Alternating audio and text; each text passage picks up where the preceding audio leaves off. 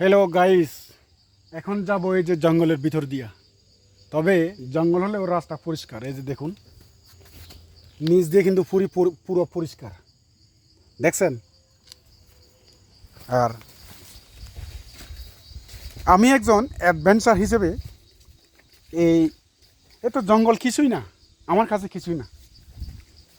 দেখুন, মনে হয় যেন রাতের অন্ধকারে হাঁটতেছি। এই যে দেখুন, মনে হয় যেন রাতের অন্ধকারে হাঁটতেছি।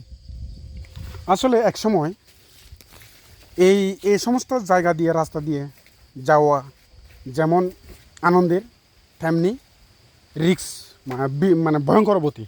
এই যে দেখছেন, এই যে এইরকম গাছের ডালে সবুজ রকমের এক প্রকার সাপ এগুলোতে বসে থাকে টপ পেটে, যার জন্য এরকম রাস্তা দিয়ে হাঁটার সময় খুবই সতর্কতার সহিত হাঁটতে হয়। আর এই যে দেখুন কী অবস্থা। এক সময় আমি এই এই ঝোপঝাড়ের রাস্তা দিয়ে হাঁটতে হাঁটতে হাঁটতে হাঁটতে হাঁটতে হাঁটতে মানে একটা জবের নিচ দিয়ে গেলাম। পরে আমার কেমন যেন এই যে এই ঘাড়ের এখানে কেমন যেন একটা অনুভূতি হইল, মানে একটি সাপের এই বদিতে লাগছে আর কি, কেমন যেন একটা ঠান্ডা কেমন যেন লাগলো। পরে উপরে উপরে তাকাইয়ে দেখিছে একটা বিশাল বড় সাপ এই এই চক্কা ধরে বসে আছে। মানে আমি আর কোনো কিছু বলি নাই, মাটিতে শুয়ে পড়লাম, আস্তে করে ওখান থেকে চলে আসলাম। পরে এই নিরাপদ দূরত্ব থেকে একটা দিল দিলাম, দিল দিয়া সাপটা সাপের মতো চলে গেল, আমি আমার মতো হেঁটে চলে আসলাম। আর এই যে দেখুন কী অবস্থা। এটা কিন্তু একটা রাস্তাতে মানুষের চলাচল কম, কিন্তু মানুষের চলাচল কম হলেও মোটামুটি পরিষ্কার আছে, রাস্তাটা পরিষ্কার আছে। আর আমার আসার উদ্দেশ্যটা হলো পাহাড়ে নামা আর উঠা। এটা হলো আমার ফিজিক্যাল এক্সারসাইজ। পাহাড়ে নামার পর যদি পাহাড়ে উঠি তাহলে আমার পরিশ্রমটা একটু বেশি হয়ে যায়। তাহলে আমার 10 কিলোমিটার দৌড়ানোর চাইতে তাহলে 1 কিলোমিটারের একটা পাহাড় নামবো আর উঠবো, এটাই এনাফ। তাহলে আমার একদিকে সময়ও বাঁচলো, শারীরিক পরিশ্রমও কম হলো, আমি নামলাম আর উঠলাম। আর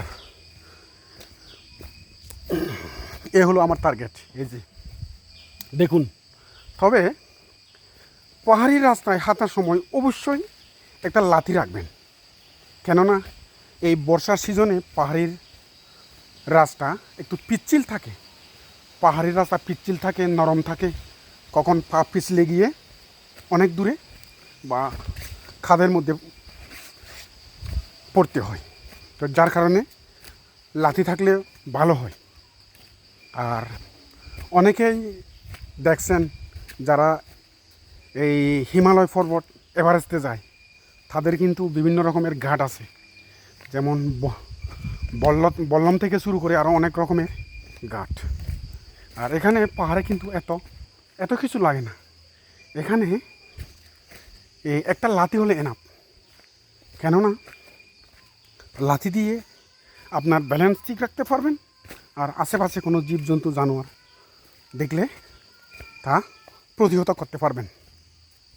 দেখুন, আমি খালি নামতেছি আর কিছুক্ষণ পর খালি উঠতে থাকবো, একবারে নাক বরাবর খালি উঠতে থাকবো। আমি নামতে নামতে প্রায় অনেক নিচে নেমে এলাম। এই যে অনেক নিচে নেমে এলাম। আর এর নিচে কিন্তু বাড়িঘর আছে, নিচে বাড়িঘর আছে। এই যে ওই যে বাড়িঘর দেখা যাচ্ছে। আর দেখতে দেখতে এ পর্যন্ত ওই ভিডিওটি কেমন লাগলো অবশ্যই কমেন্টে জানাবেন। এইরকম অ্যামাজিং ভিডিও পেতে সবসময় আমার পাশে থাকবেন। আজকে এই পর্যন্তই, ভালো থাকবেন, সুস্থ থাকবেন, বাই বাই।